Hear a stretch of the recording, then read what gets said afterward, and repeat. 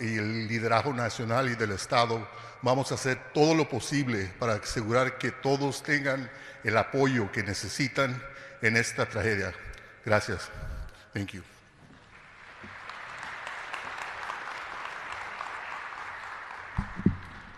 All right, thank you. Those are our opening comments. Before we get to our presentation, I'm going to go over a little bit of housekeeping.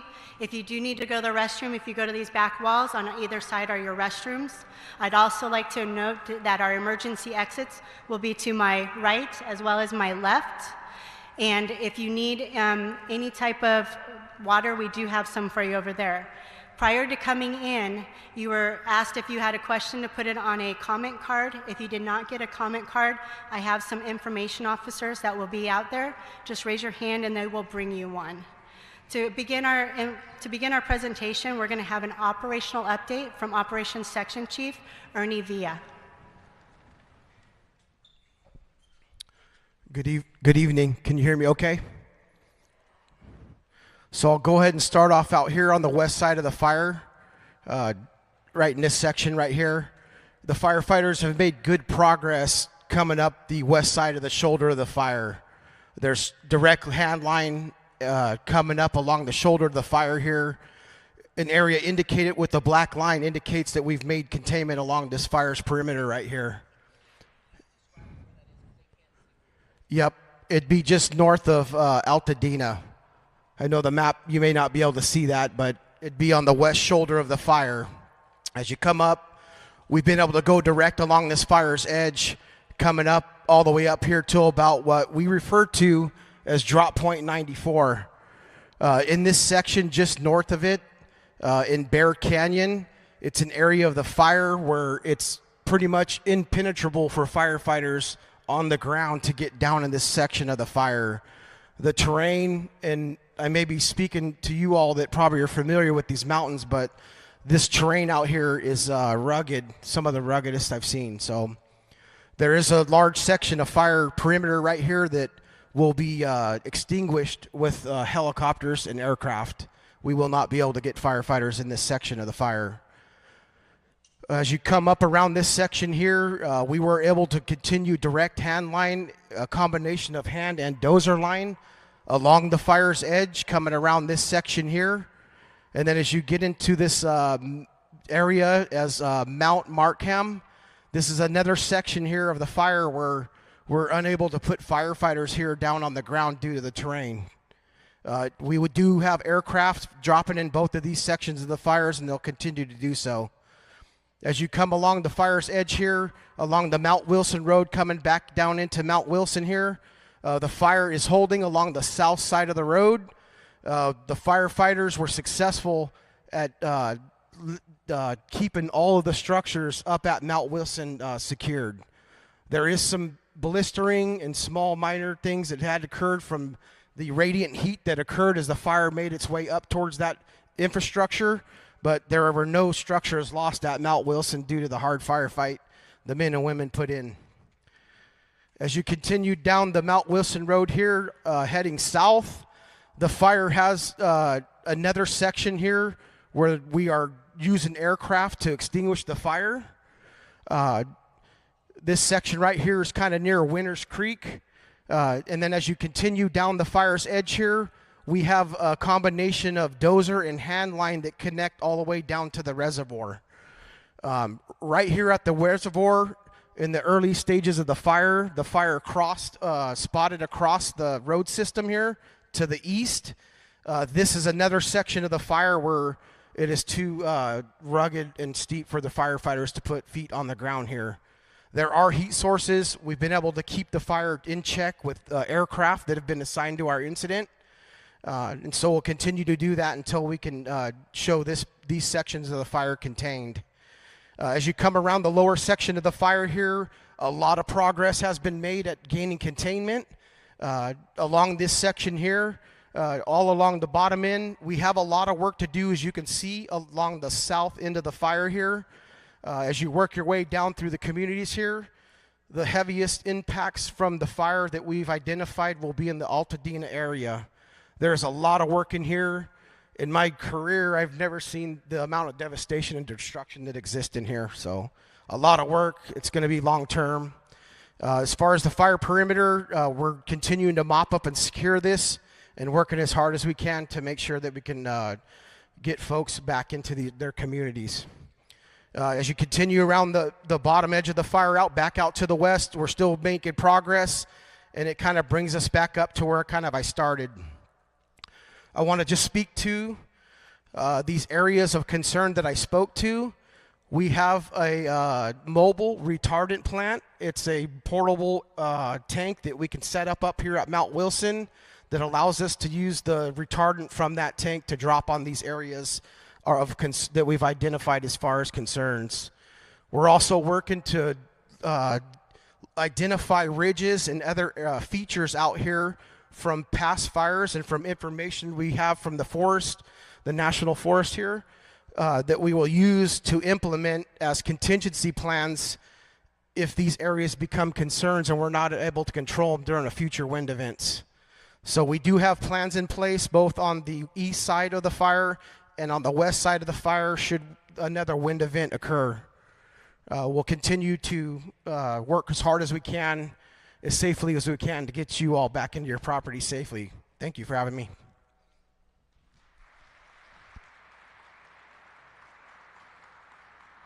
I know the map is a little difficult to see. You guys are more than welcome after the meeting to come up and we can answer some questions. There's several information officers around that will be able to assist you too. Next, we're going to go with fire behavior and weather update with Dennis Burns. Good afternoon, Dennis Burns, fire behavior analyst for the incident management team. First off, let me go a little bit into the weather that we're expecting over the next several days. In my career, I haven't seen as many red flag days in a row as what we're seeing here since the Thomas fire a few years ago. We're looking at the red flag warnings to continue through Thursday morning, most likely. Having said all that, you may start seeing advertised as soon as this evening, if you're watching the news, that the National Weather Service is issuing what they call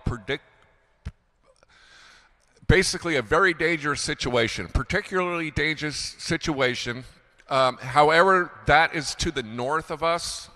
We're still in the red flag warning, but the winds are actually expected to be farther north of us than what they are, so we should be out of the fire area. It doesn't mean things are any better, but the chance for damaging winds, things like that, actually are a little bit more north of us. If I can back up a little bit in time, when this fire first ignited, the typical Santa Ana, so if you look at 20 years of weather, the typical Santa Ana has a more northeasterly component. More northeasterly component. The wind's coming this way. Tomorrow's is actually more east. When this incident started, it was almost directly out of the north, which is very rare for this area. I've been doing fire behavior for 25 years, and this area where this incident occurred is generally during significant Santa Ana events pretty wind sheltered. I mean, you feel the wind, but nothing like to the north, San Fernando Valley going out to the coast and through Ventura County. So, it does happen as we've seen, but this actual event was pretty rare. So we're continuing that dry conditions. Humidities are going to get down into the single digits. They're running in the teens right now. We're looking at winds. We could potentially see gusts, particularly over the ridge tops, in the 40 to 50 mile an hour range. And that, as I'm saying, it'll kind of ebb and flow over the next couple of days. It's kind of ebbed this afternoon. It'll probably pick back up tonight. And then tomorrow night, it'll really ramp up. We'll see the strongest winds Tuesday morning, starting pretty early, probably 2, 3 o'clock in the morning, and then continuing on through the day, and then they should subside a little bit after that. The driest day will actually be Wednesday, even though the strongest winds will be Tuesday, but we still will maintain that offshore flow through Thursday morning. So having said all that, weather-wise, what's that mean for the fire? Ernie mentioned a couple of things. The first thing I want to draw your attention to is that the two colors you see outside the fire perimeter, This was the station fire, and I just vapor locked. Bobcat, I was going to say Cub, but Bobcat. And you can see there's kind of a ridge system that goes through here. So this is generally the most logical place for us to pick up the fires because it's held fire before, and that's where most of our lines are. We try to find ridges or topographical features that are going to hold our fire. What you can't see from back there is a lot of these drainages are where the heaviest fuels are. We get infrared flowing over the fire. These drainages are showing quite a bit of heat still inside just because that's where the most fuel is. The good thing about the dry conditions are those fuels are burning out a little bit quicker than they normally would. So that's on the positive side. The negative side is it still provides a heat source, and if it generates enough heat, we could see spot fires, and with the predicted winds, we could potentially see spot fires up to 2 miles, maybe even farther. For some of you that were up a little bit earlier this morning, you saw a column of smoke coming out of that. That's one of those drainages. It's also one of the areas that Ernie was mentioning that we've got to work with aircraft. However, part of that drainage has high tension power lines running through it, and our aircraft cannot drop through wires. So, but it's a good thing that those fuels are burning out, and we've got people that are boxing that out. But that is a potential source on this fire and if we saw any spotting, we would expect it to go in this direction. The other thing that, and you can't really see it by looking, but there's still a lot of smoldering fire in these areas, and because of all the rubble from all the damaged homes and whatnot, it's those buildings pancaked on top of that heat. So it's going to require a lot of time to lift all that out. So those sources of heat continue to be a concern for us, and they will continue there just because of so much material that that we have in our houses. So those are also sources of heat that are a concern. We're not expecting a significant amount of spotting potential out of here. It's more in the wildland areas. So that's pretty much where we're sitting. We're not as concerned on this side of the fire and in the lower elevations in the vegetation, mainly because the fire burned so hot initially that it basically moonscaped the fuels there, so there's really nothing left to burn. So our heat sources tend to be in the drainages and where the structures were, and that's where we're concentrating.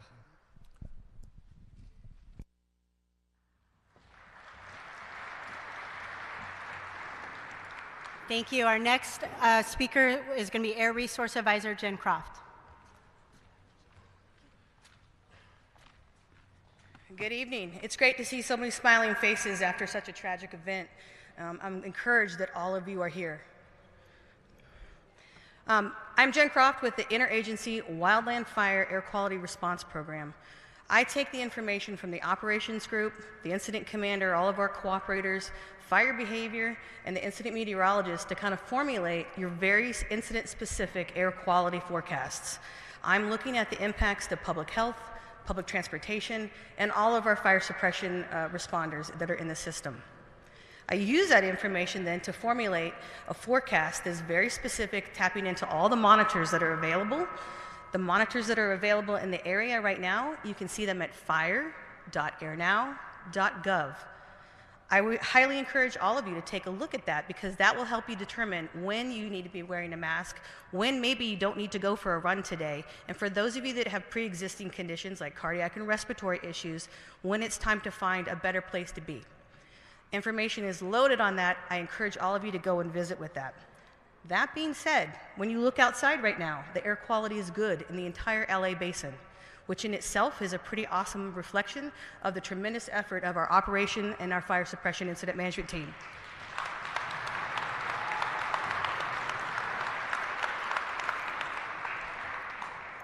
However, here's the hard part. Because the air quality is better, you're all going to want to get back in there and check things out. I met today with the South Coast Air Quality Management District, and we talked about some of the monitor readings we're seeing in the area, in particular in relationship to the buildings and structures that we saw engulfed in the fire. There's a tremendous amount of particulates and pollutants in all of those materials, and right now the lead and arsenic readings are higher And that's a monitor that is well to the south of us. So the indications that if you are trying to repopulate, particularly in the Altadena foothills, the likelihood of higher level of arsenic, lead, and asbestos exposure is very present. Keep that in mind when you start thinking about digging into all of your property items, moving things, taking a look at. Keep your mind of when your house was built, what the properties might include in terms of lead, and be aware that arsenic is very present in a lot of locations. Again, I'm looking out on this crowd, I'm seeing smiling faces and masks. Keep in mind the P100 and the N95 are the preferred masks to be utilizing. Make sure they are well fitted, and be aware that it puts additional stress on your hearts. And so for some of you, you might want to consider not utilizing an N95 mask until you've talked to a doctor, because that breathing rate on your heart actually causes as much, if not more, stress sometimes than the particulates themselves. PM 2.5 is 70 times smaller than the size of your human hair. So if you're wearing a fabric mask or an unfitted mask or only partially fitting your mask, it's not protecting you. Don't use it that way, please. If you're using it to protect us from any respiratory issues you might want to share, I appreciate that as well. I'll be here for questions afterwards. Thank you.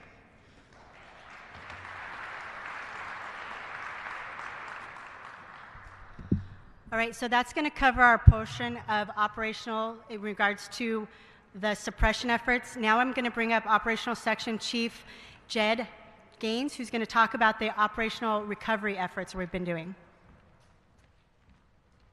Good afternoon, everyone. Thank you for being here. So when this fire started on Tuesday afternoon, evening, and it exploded into what it turned into, the decision was made on Wednesday to order a second incident management team. And part of that reason was for disaster response and recovery. Typically on a fire this size, we don't have two incident management teams, but because of the complexity and the disaster and the devastation that you guys have seen here, that is why that decision was made. Part of that is the recovery efforts and the cleanup that's going to need to be done in here because of the amount of structures and damage that has been in there. So we have the lower section where all the communities are, Sierra Madre, Pasadena, and Altadena, all divided up for our span of control. We have urban search and rescue teams in collaborations with the Sheriff's Department's search and rescue teams, split up into 3 groups that consist of a total of 400 personnel for those teams. Those teams are going through, and we are doing searches of every structure that was impacted by fire. Part of that reason is to search for human remains. We have human remain dogs that are highly trained with all of these teams to go through, along with an anthropologist, to go in and search every building. We are doing those search by target searches that we get from missing persons report through the Sheriff's Department, and then also any other 911 related calls that happen during the evacuation. This is a common practice on incidences like this because of the fast moving, the short time of evacuation notice that was given, and the amount of destruction did not allow everyone efficient time to get out of the area. So we have urban search and rescue teams from all over the state of California that are here. We have a hazmat team that has been ordered and is here assisting with LA County's hazmat team, and they are going to be here for the duration. There's a lot of hazardous material. There's still a lot of heat in these homes that we still have to cool down ahead of these USAR teams that are out there doing these searches and to get that completed. We have them broke up to try to get stuff done. We've started in the Sierra Madre area on the east side, and we are getting that done. We're hopeful we can get all these done in the next 7 to 10 days for everything that is out there across the whole front country of all the communities in there. That's our target goal. With the hazmat, we have found a underground lithium battery storage plant for bicycle batteries that has posed a huge hazard in that area. We are working with the hazmat teams to keep that contained. So a lot of that is just very dangerous. As you just heard, the air quality in some of that area is still very, very high and dangerous. We have worked with the state on a hydrology report for what this is going to look like when the rains do come. It is January. We will get rains at some point here in California. And so we are working on a hydrology report, and they're running models on what the county can do and what we can do to start preparing for that, because that is something we do need to think of. We have an infrastructure group that we're working in collaboration with the County Roads Department, City Public Works Department. We're helping get roads opened up and cleared up so the utility companies can still get in there. They're getting in there, still getting the power lines down. There's not only fire damage, but there's a lot of wind damage. We have large trees that are down across the roadways, into houses, power lines down all over, so we are working on getting that cleaned up as well to get the utility companies in there. There's been open gas lines for structures that have been lost that have just continued to burn. The water supply has been contaminated, so we're working on assisting in all that we can there. Also, damage inspection teams are out assessing, getting numbers. There'll be a little more information on that later tonight for you guys to get that information daily. We're also assisting the county, and local assistance centers are being opened up for the duration of this, because this is going to continue on for several months. As far as evacuations and repopulating these areas, we understand folks want to get in there, but you guys have to understand that it's still very dangerous out there.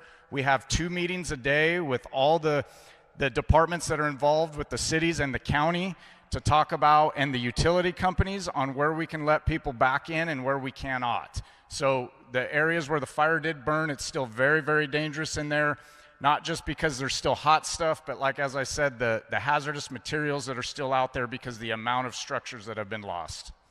Thank you.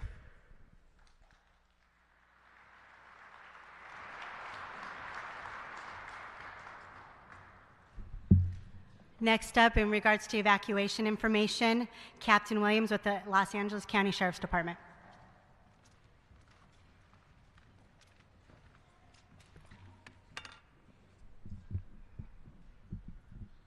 Good afternoon. I want to make sure everybody can hear me. Great. My name is Jabari Williams. I'm captain of Altadena Sheriff Station. I just want to give a few updates and some information.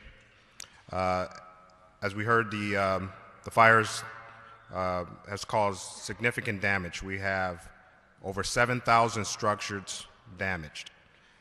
3,200 residents have been evacuated, and there's still over 9,000 structures still at risk. So it's important that we follow the guidelines just to keep people safe. There's progress being made right now to repopulate certain areas of Altadena. As was mentioned earlier, there's a long process involved, and involves a lot of different agencies. They meet, like you said, twice a day. They go out to certain areas. Those include Public Works, the utility companies, Public Health Department, the Fire Department, and of course the Sheriff's Department. And we all have to agree that the area is safe for people to repopulate before we can actually start to do it. So it's a long process. We are making some progress, but just be patient with us, because it's going to take some time. The Sheriff's Department, we have over 350 personnel on scene, actively working. We have over 1,400 missions in place. That includes hard road closures, traffic control points, roving security, and evacuations as needed. We're still supported by the National Guard and by California Highway Patrol. The 6 o'clock curfew is still in effect, 6 p.m. to 6 a.m. mandatory curfew, and that's only for the evacuation order areas throughout Altadena. Again, that's only for the evacuation ordered areas throughout Altadena. As of this morning, we've made 25 arrests. Some of those arrests were for curfew violations, so we are strictly enforcing this curfew. Please adhere to it. There was questions about whether people can bring drones or fly drones into the affected areas to assess their property damage. The answer is no. It is actually illegal. It's against the law to fly a drone in a damaged area like this. We've already made 2 arrests for people flying their drones. So please do not fly the drones in the damaged area, please.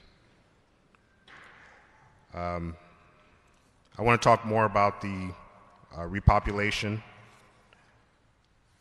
As of right now, we're starting to repopulate part of Altadena. We've started just as of 3 o'clock today. There's an area, and I'll describe the area. It's south of New York, east of Hill Street, and west of Altadena Drive. That area has now been downgraded to an evacuation warning area. That means people can go into that area back to their residence. However, there's still no power in some of those areas. So just be aware, it's an evacuation warning area. There are some things you need to adhere to. So we just want to make sure when you get to an area, check for conditions that could be hazardous, okay? Inspect your surrounding areas. There still may be some hazard, debris, things like that may have been moved into that area. Wear protective clothing when you're assessing your area. Mask, shoes, gloves, things like that. We want you to protect yourself as you still move into your area and assess your property. Be mindful of there's still some ash and toxic substance that may be in that area. If you have respiratory conditions, consider that. Please, it's best to hire a professional to check your utilities. I don't recommend you do it yourself. Please have someone that's a professional to come out and check it. This is important. Document the damages. Take photos before you start to clean up. This may be important for insurance purposes. And this is such a trying time. Your emotional well-being is important. Just make sure you have support with you. And if you don't, please see if you can seek help if you need so, because this is could be such a trying time for people as they start to repopulate the area and assess the damages. Again, only that area I described has been downgraded to a evacuation warning area. The rest of Altadena, north of that, what I described, is still considered evacuation ordered area. It's still not safe to go into that area. There's a lot of things that could cause a lot of dangerous debris. There's wires still down in the area. There's no guarantee that a safe water supply can be supplied to that area. And that's the reason why it has not been downgraded to an evacuation warning area. On a personal note, I just like to say, I've been the captain of Altadena for about 3 years. And ever since I got there, it's like I've been adopted as part of the community. I don't live in Altadena, but I feel that I'm part of that community. That's how all of the people that work at Altadena feels. So we feel for everyone. Our heart goes out to you. And I just want you to know that we're doing the best we can to make sure that we help with this situation. And we're going to be there for you no matter what. So definitely, Altadena Station and the Sheriff's Department will be there throughout this whole situation. Thank you.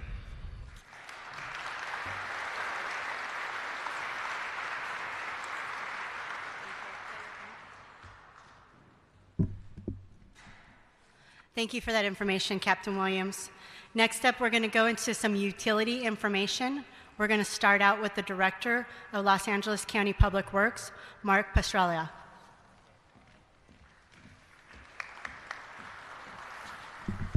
Thank you very much. First of all, let me start out by saying how sorry I am for what's happened to every resident, whether it's in Altadena or the surrounding cities, for your loss. I have experienced that loss myself and am currently recovering in my own home after a recent fire in the Camarillo area. So I know what it takes. I know, I at least can say, I have deep feeling for you, and my first piece of advice to you is let's take care of our mental and physical health first before we embark upon what is going to be a journey to rebuild these communities back and rebuild them better than they were when we started this fire. So as the fire and sheriff, and by the way, I had to start there too, we're so lucky to have an outstanding fire department and sheriff and PD and fire from Pasadena. They have done an outstanding job along with our state and federal partners, and especially CAL FIRE, have done a great job attacking this fire and bringing it to a closure, and now preparing to hand off the facilities, this place, back to your local public works department and utilities, and that's who's about to talk to you next. But I want to do hands off, great response, incredible what has happened to reduce the risk that occurred here, albeit it was massive. And by the way, after a 38-year career in public works and many, many fires, both in my personal life and in my professional life, this is a career fire. This is a significant event in LA County, and you have gone through a significant event. The good news, and what I want to bring to you, is hope and optimism. You have local agencies, in particular our Public Works Agency, as well as our other departments that you will meet here in a minute, who have, unfortunately, the great experience of how to recover after fires, after many years of experience, and we're good at it. And we intend to bring all of our force to recover this place and bring back the life safety and support system that supports you in the homes that you will reoccupy someday. So now let's talk a little bit about what we know so far. We've been up, our department, along with CAL FIRE, have been up and looking at the watershed that has been burned, including those portions of the watershed that you occupy in your homes, and also with the commercial structures that are out there. As has been stated, there are hundreds of structures that have been, or more, that have been damaged and that are a total loss. There are some structures that are partially burned and may be recoverable, but they are all in a state of no power, no water, no road service, and have no internet service, which many are important to you too. And these are the components that our department is looking at to restore, along with the public or private utility companies. First, on the water supply, Los Angeles County, this area has had a major impact to its water system. Collaboration is ongoing with the 4 water districts that serve this area, including Pasadena Water and Power, to bring back the water to a point that you can actually use it. Currently, all 5 water agencies are under direct no-use order.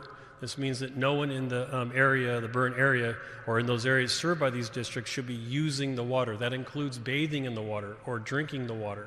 It's incredibly important that you follow this order. The water is, as stated before, contaminated at this point and not being treated to state standards. So I can't emphasize enough that you should not use the water. So residents in affected areas may not do not use notice restricting the use of tap water for drinking, cooking, breathing, brushing teeth, or feeding pets. Affected communities, I said before, Altadena and Pasadena, includes Lincoln Avenue, Rubio Canyon, and Kinaloa systems, as well as Cagle Canyon waterworks system, are all under a don't use water order. For more information about whether or not your water is usable or not yet, you can go to water4la.com, water4la.com spelled out. We are distributing water currently in Altadena and Pasadena at 450 North Lake Avenue, Pasadena. That is being brought to you by Pasadena Water and Power, along with LA County Public Works. In terms of road safety, our crews are clearing fallen trees and debris to ensure access to all of you and to first responders. We have 32 active road enclosures in the unincorporated area. We've cleared some 180 trees so far out of 372 that need to be removed. We have we've closed out 100 of 130. Well, we had 130 traffic signals out. We've got 109 of them back up and running. If you see any of these facilities down, trees down, or signals down, please call 1-800-675-HELP or 1-800-675-4357. We will respond within 24 hours to that notice. Debris removal is a question that a lot of people are asking about. LA County is working hand in hand with CAL FIRE and Cal Recycle to prepare your properties to be cleared of their debris. The program that we will embark on is a program in which we first assess the property for toxics, check to see that there are no household hazardous waste there, remove those household hazardous waste in conjunction with county hazmat and county health. We will certify the lots that they're ready to be cleared, And then we will be working with each of you to enter into a program where you'll give us right of entry to enter your property and actually allow us to do the cleanup in a certified and organized manner. Some of you may opt to clean your own properties. That will have to be done by registered debris removal agencies, and will have to be under the supervision again of LA County Public Health and LA County Fire Hazmat. I highly suggest that when the program is launched, that you enter into the program that is free, in which we will dispose of the material properly, and we will deliver a lot to you ready to build, So more news to come on that. For more updates about debris removal from your properties, please go to recovery.lacounty.gov. With respect to rebuilding efforts, I know many of you are anxious to get back and rebuild. Once the debris removal is complete and your lot has been certified as cleared of all hazardous materials, the county will establish a one-stop permitting center in Altadena, located physically in Altadena, to streamline the permitting process and to provide easy access to necessary services. You may have heard or may not have heard about what's going on in terms of streamlining. Supervisor Barger has committed to streamlining the system for LA County residents, and the governor of the state of California has recently also committed to reducing the regulations required to rebuild a home. We intend to make this as fast as possible to rebuild your homes.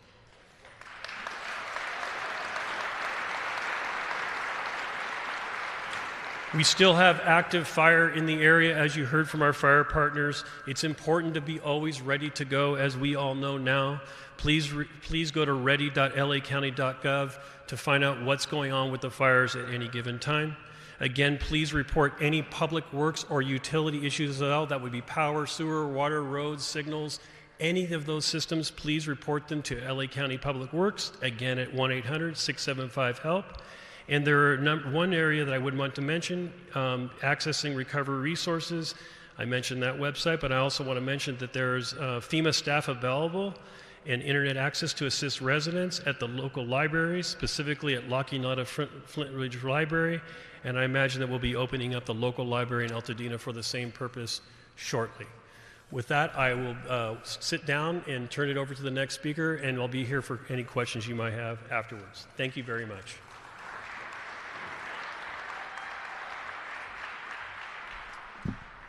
Thank you for that information. Our next speaker is going to be the Director of Public Affairs, Cody Tubbs, with Southern California Edison.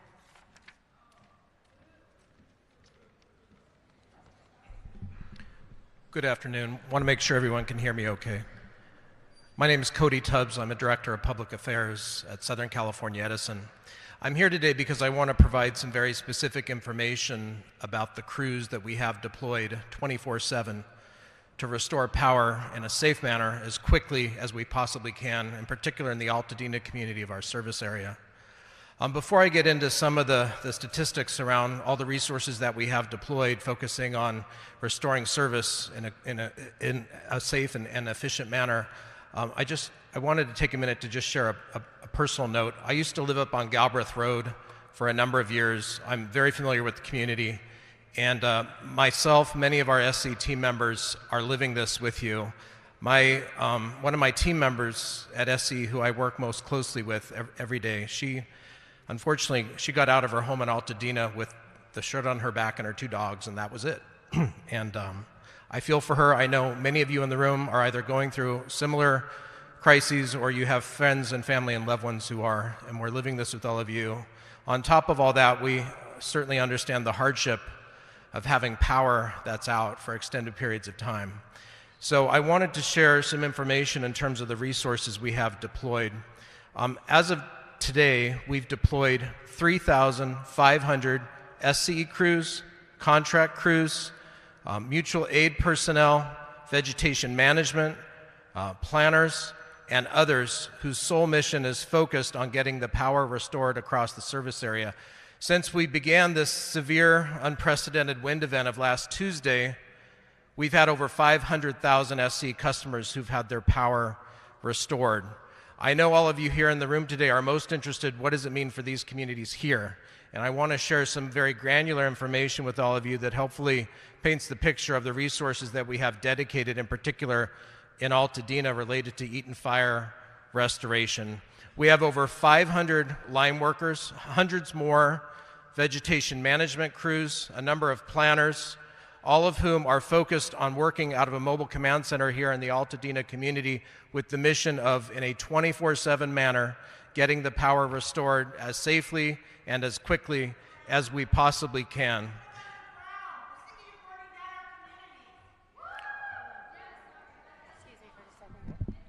I'm sorry, but if we're going to do that, we're going to cut the meeting short. It's not what this meeting is for. This meeting is to get information out to everyone. So if you could please hold your comments, I would appreciate that, or we will shut the meeting down. Thank you. I want to talk a bit more about the danger that still lies ahead. Several of the fire personnel have talked about we're still continuing to face some very dangerous winds that are upcoming, at least through the Wednesday into Thursday morning period in particular. That does mean we will utilize public safety power shutoff as a tool of last resort. It is a tool in the toolbox we use where we will proactively de-energize circuits to prevent wildfire risk and to try and keep our communities safe. We know how disruptive that can be, especially on top of the recent fire activity, on top of wind-related damage to the grid and to our infrastructure. And so I would encourage all of you to please stay safe. Continue to check sce.com, where we will provide the latest information concerning any public safety power shutoffs. The sheriff's captain talked about an issue that I do want to underscore, and I want to take a couple minutes to do that. We have had reports of generators that have been hooked up in a manner that's unsafe. Please work with a licensed electrician when hooking up a generator. If the generator is not hooked up in a safe manner, it can cause what's called backfeed onto our system. This can pose potentially fatal risk, both for our personnel but also for the public. So please, when hooking up a generator, please consult with a licensed electrician. Another issue as we continue to face this period of potentially sustained high and dangerous winds, additional red flag days, treat any downed wire that you may see as though it's live and stay away, and please call 911. That is our number one safety concern. Safety has driven all of our decision making every step along the way, and I want to ensure that all of you have the information and the tools that you need to stay safe. I also want to share some information in terms of some of the remarkable work that I know many nonprofit charitable organizations in the communities have begun. Food banks, the YMCA, Pasadena Humane, so many organizations doing so much. Edison International, the parent company of Southern California Edison, will be providing our own resources to further help with the great charitable activity that I know a number of those organizations are working on. I want to talk just a little bit, if I could, building on Mark Estrella's comments, LA County Public Works. Southern California Edison is committed to working shoulder to shoulder, not only with the first responders with whom we've been working with every step of the way since these incidents began. We've had one of our fire management personnel deployed at the Eaton Fire command post every single day. We'll continue to work closely with other partners, certainly with Supervisor Barger's office, Representative Chu's office, others, LA County Public Works. Mr. Estrella mentioned this notion of a centralized permitting office in Altadena. Southern California Edison wants to partner with LA County Public Works so that we can have the most efficient, streamlined process possible as those of you who will need to focus on rebuilding embark upon that process. We want it to be as efficient as we possibly can, and we're committed to partnering closely with LA County Public Works and other partners to make sure that happens. I will be available after to answer questions. I do want to underscore, for those of you who are looking for the most up-to-date information, SCE.com is updated regularly 24/7. It includes all of our safety information. Please, it's a resource available to you, and please make good use of it. Look forward to answering your questions. Thank you for your time.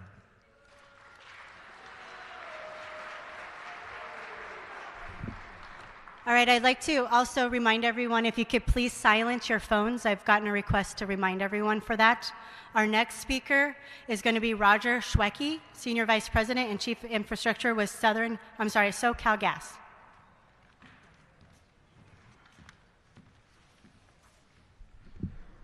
Good afternoon, everyone, and thank you for giving me the opportunity to talk with you today and give you some of the updates from SoCal Gas.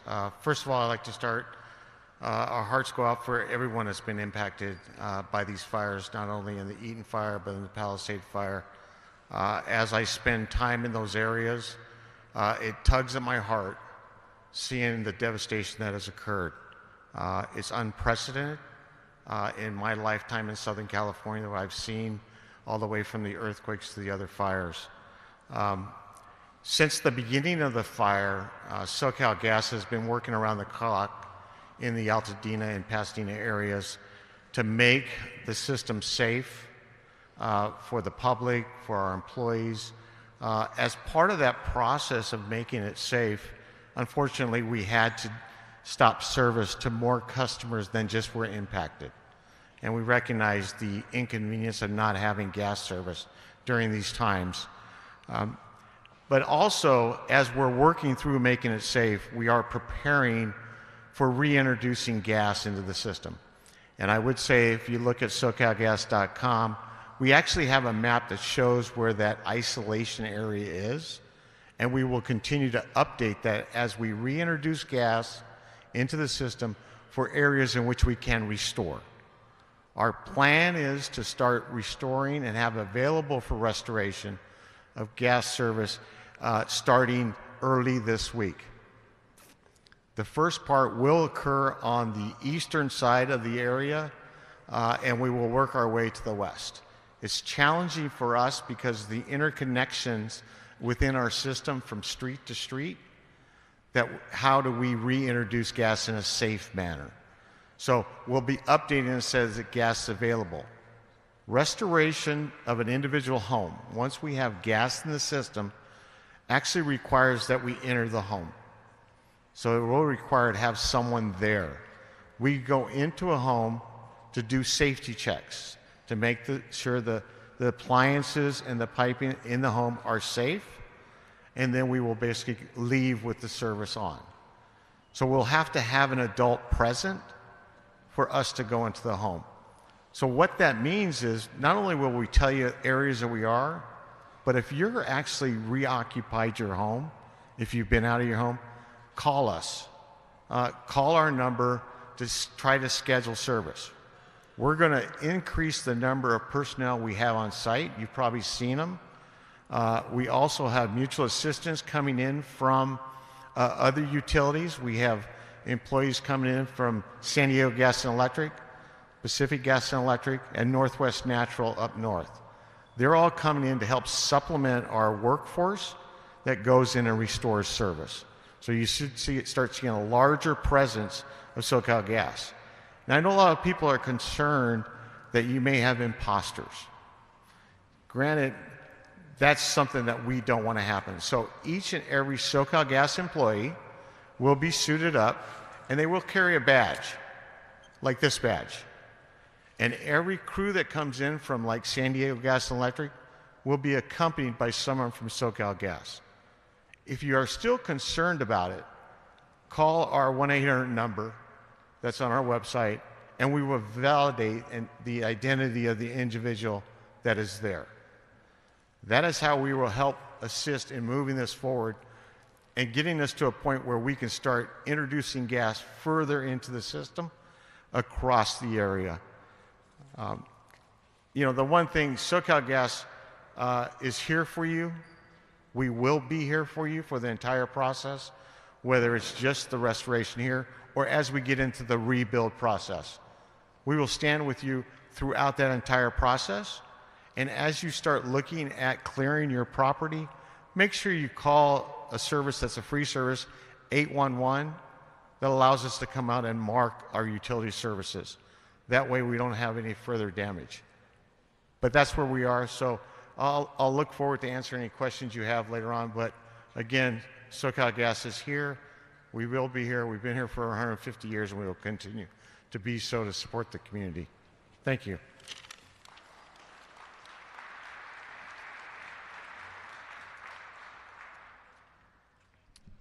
Thank you. Next up from our Public Health, Los Angeles County Director of Public Health, Dr. Barbara Ferreira.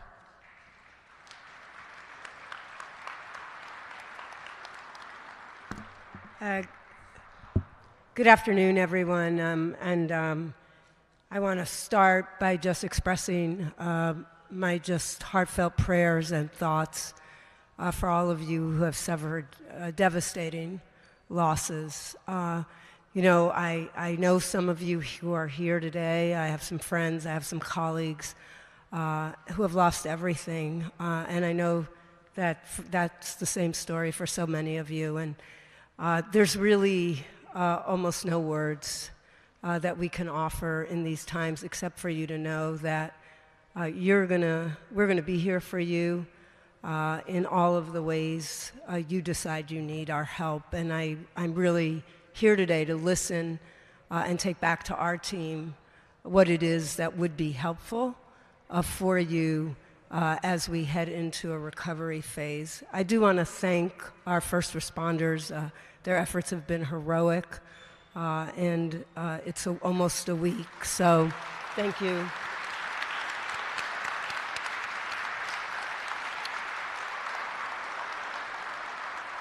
You know, we all owe them a huge debt of gratitude for putting their lives on their lines for all of us every single day, round the clock.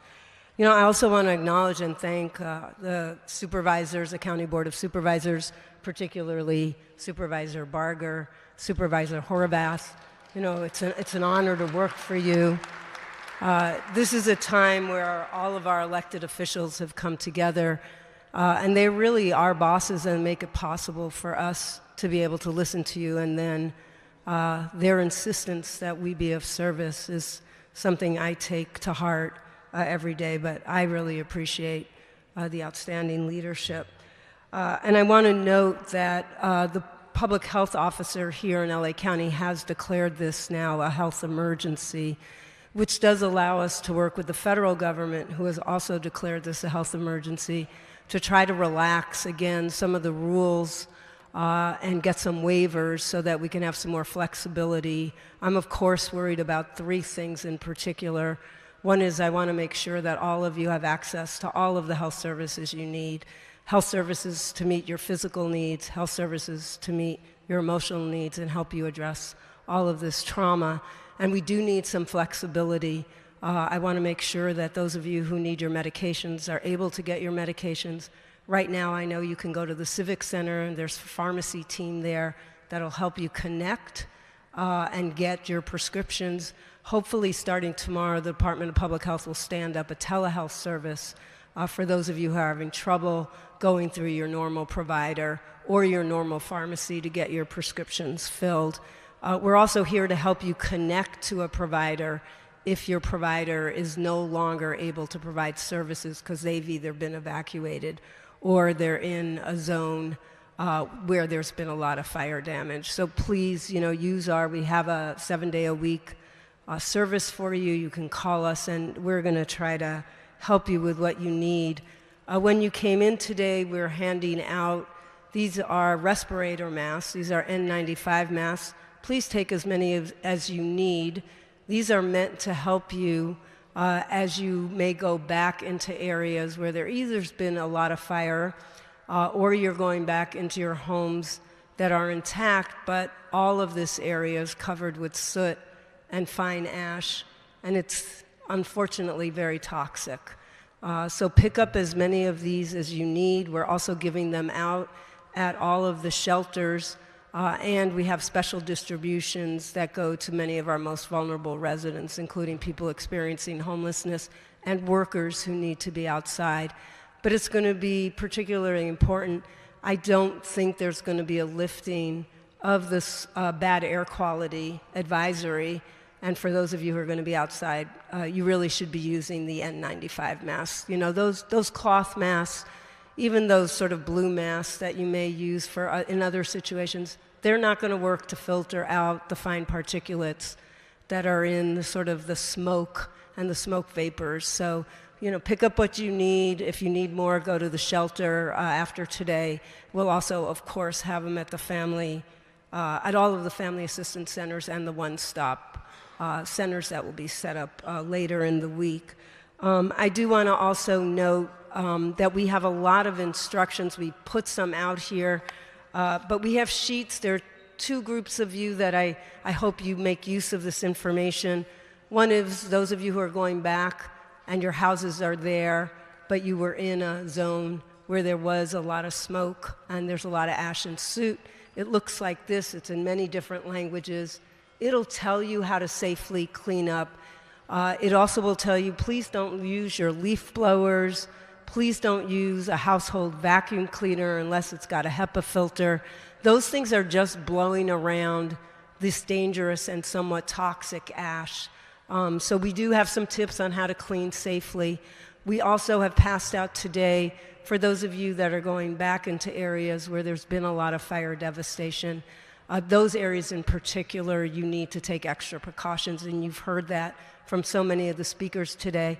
The one thing I'd like to urge is when you're going back, this ash is particularly toxic to young children. So we're going to urge that young children not be touching any of this contaminated debris because it's filled with lead, asbestos. Some of you, we've had meltdowns of lithium batteries. So you think of your houses as being relatively safe, and they are, but when they burn, there's a lot of toxicity there. So please pick up that information. It's there. It's also on our website. And again, I'm here to listen and really figure out with you how we can be more helpful in the months that are to come. Thank you.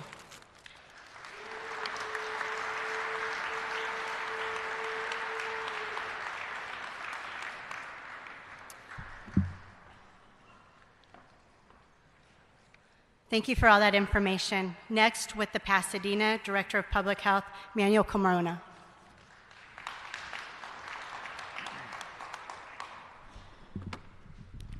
Good afternoon, everyone. My name is Manuel Carmona. I'm the Acting Director of Public Health for the City of Pasadena.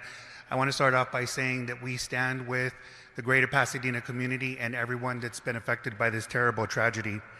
The City of Pasadena is one of 3 city-based health departments in the state of California. The department is committed to preserving and protecting public health within the city.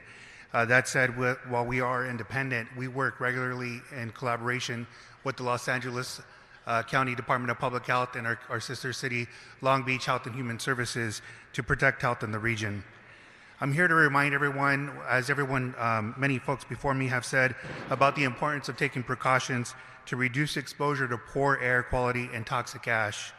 The Pasadena Public Health Department urges everyone to use a tight-fitting mask to protect respiratory health when outside, and wear goggles, long sleeve and pants, and gloves to protect against toxic contaminants when handling ash and debris. If you have any concerns, consult with a health provider before you put on a mask. If you're unable to wear a mask or you don't have a mask, the best thing to do is stay indoors if possible. When cleaning up ash, do not use leaf blowers. Avoid stirring or sifting through ash, and avoid actions that kick ash particles into the air. It may be difficult to find appropriate protective equipment at this time. While everyone is eager to begin cleaning up, it's critically important to wait until we have the appropriate protection before doing so. In the days to come, the City of Pasadena will share more information for accessing these essential equipment.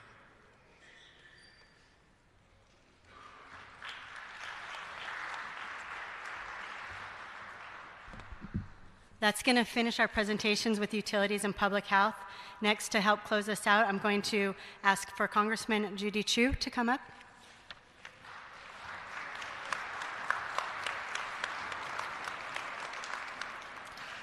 I'm Congressmember Judy Chu, and my heart goes out to you. I've heard from so many of you, and the devastation you are going through is unimaginable. But I do want to say there is help from Washington, D.C. Immediately, President Biden approved the federal emergency management grants, and normally they are approved at a 75% reimbursement level. Well, President Biden made sure they were approved at a 100% reimbursement level.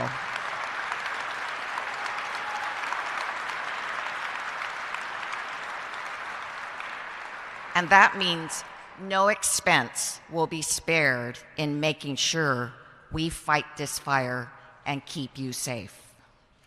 And President Biden immediately declared a national disaster. And what that meant was that FEMA could immediately come down and provide assistance. FEMA worked overtime to make sure that there was assistance and a website up for disaster assistance. And in fact, there is the disasterassistance.gov website where you can apply for aid, and I encourage you to file a claim from FEMA, and also to put in what your insurance is, because FEMA is supposed to provide what your insurance does not. And FEMA can provide for so many things: rental payments for temporary housing for those who lost their homes, reimbursement for lodging expenses such as a hotel, grants for home repairs and replacement of essential household items, and serious needs assistance to cover expenses for emergency supplies like food, water, diapers, and gas. Now, we've heard from so many constituents who said that they did apply and then were not approved. So we have been in touch with FEMA about this, about hearing so much of this actually from our constituents. They are saying that if you got a non-approval, these are not denials. And they need further information, or there is some other question that they have. I would like to urge them to just say that it's pending then, if that's the case. Nonetheless, here's what my advice is to you: to go back to them and to keep your communication with them to find out what the issue is. And so we do have FEMA representatives at the county hospitals, and they are at the county libraries, and the county libraries like Arcadia Library, Temple City Library, Alhambra, and San Gabriel Library. So you can go there. You can also call them, and they're at 800-621-3362. You can also go to see them as they are stationed in front of the Pasadena Convention Center. But whatever it is, don't lose hope. I think that there can be an answer that ultimately would provide you with the assistance that you need. And in fact, another level of assistance is the fact that many of you ran out of the house without your documents. And so you need those documents. They can provide those documents to you. And in fact, you can even sometimes get these documents like passports and social security cards in the same day. So it is really, really important to go and communicate with them. And there also will be a disaster recovery center that they're going to open up as a long-term office that you can go in and get the assistance that you need. I also want to say that SBA has tremendous disaster assistance as well. They have loan programs that help both homeowners and small businesses with their physical structures. And they're very low interest loans where you don't have to pay within a year. They also have economic injury disaster loans, which have the same provisions for small businesses to rebuild. So if you have these concerns, or if you have interest in SBA, they're actually opening up an office on Tuesday at PCC. Now, let me talk about the post office. The Altadena post office burned down. Many of you have asked about your mail.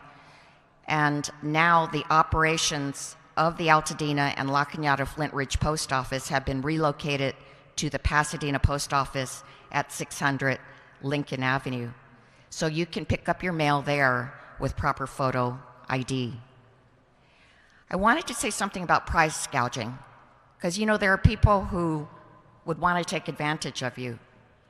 But I want to let you know that California law is such that once an emergency is declared, no business can charge you more than 10% of its regular price for 30 days following. And then Governor Newsom just issued an executive order having this price gouging provision also apply to building materials and also extended it to a whole year. So no price gouging for building materials.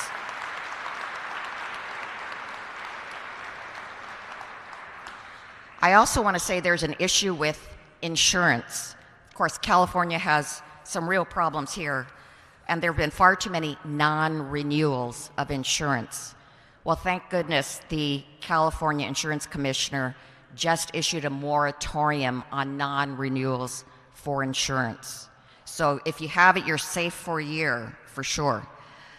But there are also issues that you may have if you have insurance. So there is going to be a workshop here on January 25th and 26th for any of you that have issues with your insurance. Call them to set up an appointment and make sure you get those issues addressed. So I'd like to just end by saying, you are not alone.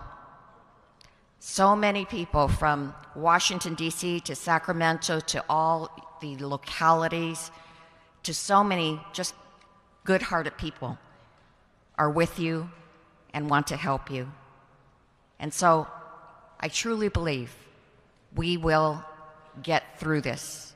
We are resilient, we are strong, and we are a united community that will help one another. Thank you.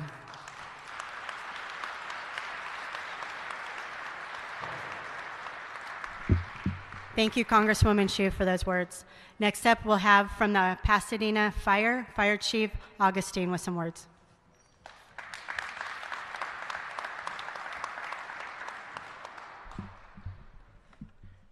Good afternoon. As was mentioned, my name is Chad Augustine, and I'm your Pasadena Fire Chief. For my Pasadena residents, it's important to remember that there were numerous cities across Los Angeles County impacted by the Eaton Fire. Thankfully, Pasadena is a full-service city with our own police, fire, water and power, and public health. This has allowed your Pasadena city leadership to make decisions based on what is directly best for our residents as we work to repopulate and restore our community. I'm pleased to announce that Pasadena is down to around 700 residents that are still under evacuation orders. Next, I would like to speak on behalf of police and water and power to provide some important information. I want to reiterate that the city of Pasadena is not under any curfew mandate, and Police Chief Harris will be available for questions specific for police matters. Next, I would like to provide an update on the status of water and power. On the water side, please see the recent press release that was released today. We're in the final stages of water testing for most of our impacted areas. The results will be released and published tomorrow. We expect that up to 90% of the impacted areas that were under do not drink tap water orders will be able to resume drinking tap water tomorrow if the tests show that the water is safe to do so. Those results will be published for full transparency. On the power side, currently we're down to only 106 customers without power.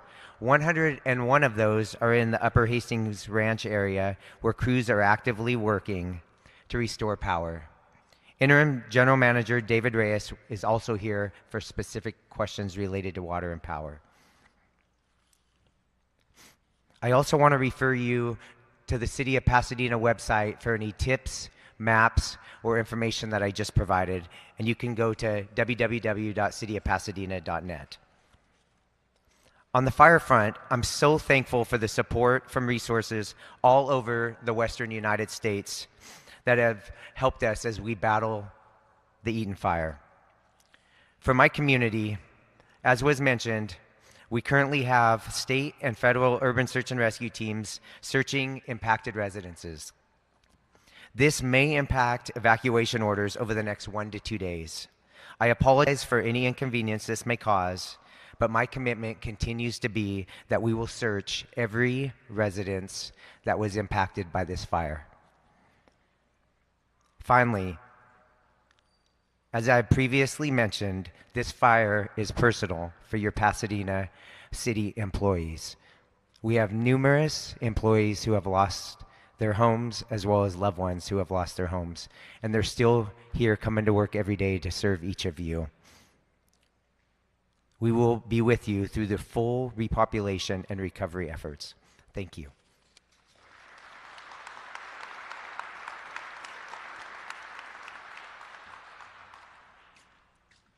We just have 2 more speakers, and then we'll get to our question and answer. Next, I'd like to call up the Unified Commanders, Dustin Mueller and Kevin Bohal.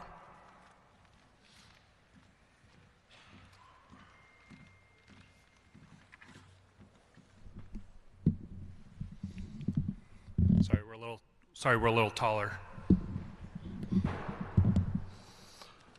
All right, good afternoon, good evening. I first want to start off, my name is Dustin Mueller, Unified Incident Commander of the Eaton incident. So first off, sorry for your guys' loss, the county, the community, and all your family and friends. You know, and after 28 years of in the fire service myself, never seen something so devastating. Kevin and myself have been part of many fires over those last 28 years, including the Park Fire most recent, the August Fire, the Camp Fire up north in Northern California, and then also the Dixie Fire where I currently live in the middle of that footprint. Multiple towns and communities also devastated there. This is by far the most devastating that I've seen. So I want to talk a little bit about what Unified Command means and the extreme effort that we brought everybody together from federal, state, and local departments here to help get you guys back to some kind of normalcy. So Unified Command, we come in with 4 different incident management teams, myself leading a federal incident management team, Chief Bohal leading a state incident management team from CAL FIRE. We got Chief Puckett from the LA County Fire Department leading LA County Fire's incident management team. And then also, sorry, correction on that, Commander Puckett from LA County Sheriff and Chief Pappas from LA County Fire Department. So all 4 of those incident management teams come together for basically one fight and one mission. We had different set mission tasks at first, but myself and the other incident commanders decided that it would be better if we all joined the fight together and all bring all our teams together to support you and your communities.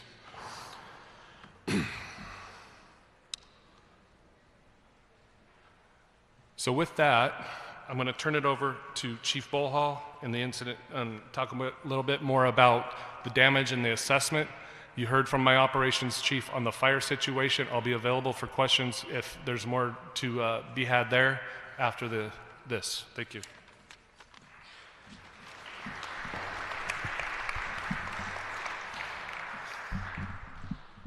I got to move it back down. I'm a little bit shorter. As stated, we heard from operations and we heard about fire behavior and weather. I did want to talk about how the Unified IMT or Incident Management Team is working together to utilize the resources assigned for different skills and abilities. Some of those are perimeter patrol. These are all things we spoke on, but urban search and rescue, damage assessment, assisting in the recovery planning, tactical patrol, and providing information. So specifically, there's been a lot of questions to damage inspection teams, which are DINS teams. What happens is they go out there and they do a survey of the impacted area, and they survey all of the structures. So impacted, ones that weren't impacted, so damaged and destroyed are included in that. So up-to-date information is we're 24% complete on the impact area. 3,800 structures have been inspected, and unfortunately 212 have been damaged and 1,422 have been destroyed. I did want to talk a little bit about a collaborative effort.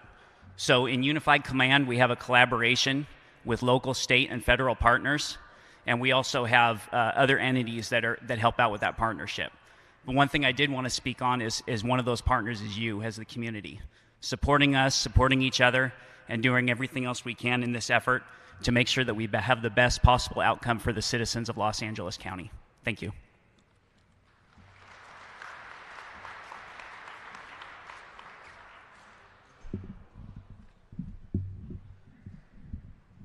Maybe if I can do this. There we go. All right. So that's going to conclude our presentation. That did go a little bit long, but there was a lot of information regards the recovery process that we're going through. We're going to open it up to our question and answer. How we're doing the question and answer is we have about 5 pages of questions that we accumulated from you guys via the email address, as well as we have some the cards that you did. They've all been passed out to the designated spokesperson. But before we do, I'd like to acknowledge that we do have a representative from Governor Newsom's office, as well as State Senator Perez here, and I thank them for joining us. To start off our question and answer, we're going to have Board of Supervisors Catherine Barger to start with her questions.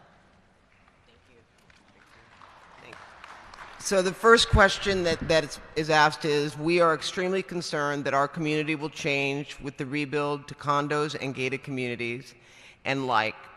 Can you provide additional help and regulations that helps those of our neighbors to come back to this generational community? Yeah.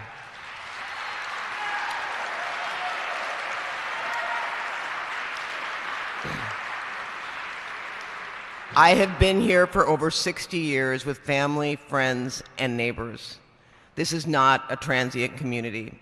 So what I'm going to say is twofold. Number one, Altadena has a community standards district. That is in place, that's going to stay in place. We're not going to let what happened in Lahaina happen in Altadena.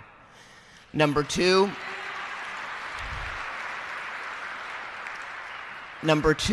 one of the things that caught me on this is generational community. We've been here for 60 years. When people rebuild, the rebuild is going to be assessed for property taxes at the value of the home now. So I'm going to be looking at what we can do to protect those that are going to be priced out because of their property taxes going to the current assessed value. So we're going to be looking at that as well. I'm going to be working with the state. And then last but not least, one of the things that also struck me with this is the issue of gated communities and condos. I am going to ask, the governor was very responsive in issuing an executive order to suspend CEQA and other regulations that are in play that would make it difficult. I'm going to ask him to actually look at suspending the legislation that has made it so easy for developers to come in and build dense condominiums in areas that do not meet the community standards districts of Altadena. And I'm going to ask that he include that in his executive order so that we can maintain Altadena the way it belongs.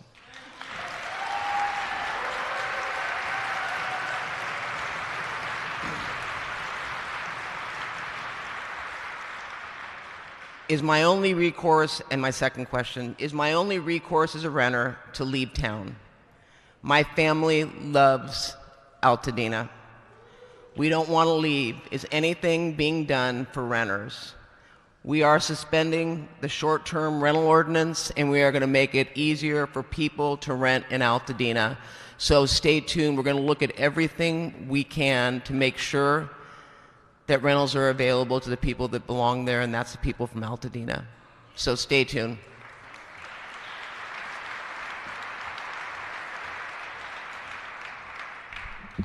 Next up to do some follow-up questions in regards to operations is our Operations Section Chief, Ernie Villa.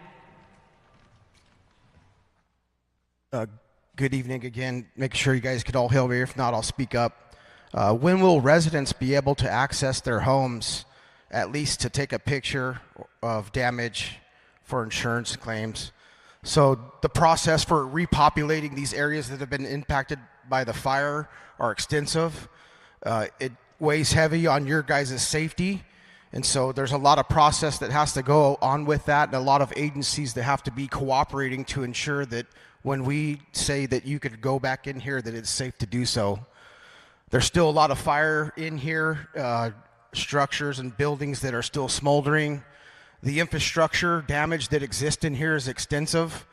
It's going to take a lot of collaboration with all the cooperating agencies, local government departments, to make sure that when we identify when that can happen, that we do it and it's safe for you all to get back in there.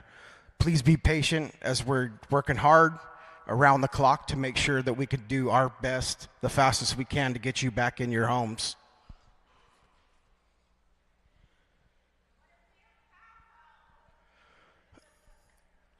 What are the possibilities of the fire reaching the 210 past Orange Grove with smoldering still was still smoldering, still a threat.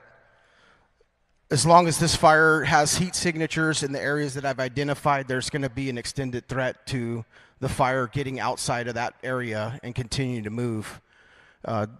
Things that will limit our ability to do that would be the winds, which would limit the helicopter's availability to fly because of safety, or access issues in here as this operation continues in here with the recovery portion of the efforts that are occurring down in this lower section.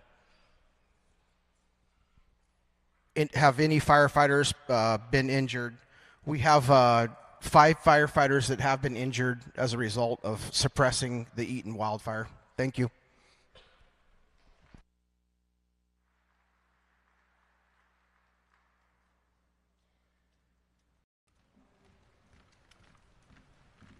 Next, to cover some questions regarding our recovery operations, Jed Gaines, our Operations Section Chief.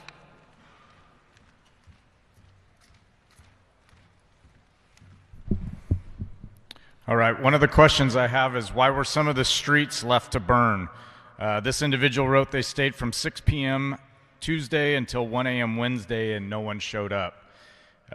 Part of that was the street houses were not left to burn. Obviously, as you know, LA County was taxed with fires and resources were moving in from where they could. They were going structure to structure and putting out the ones that they could, and with the resources they had on hand that night to get that done. Just because when you left somebody may not have been there doesn't mean they didn't show up that evening at some point as the fire progressed further into the neighborhoods. Everyone was actively engaged in firefighting all night long. Resources were dispatched from all over the state and out of the state on Tuesday evening. We had resources coming from Oregon, Nevada, and Arizona that night in to help as quickly as we could.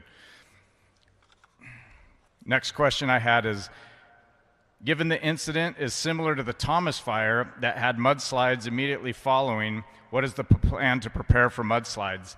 That was the hydrologist report I talked about. We are currently working on that, both state and federal level, preparing models that they run on what the hillsides will do after a fire.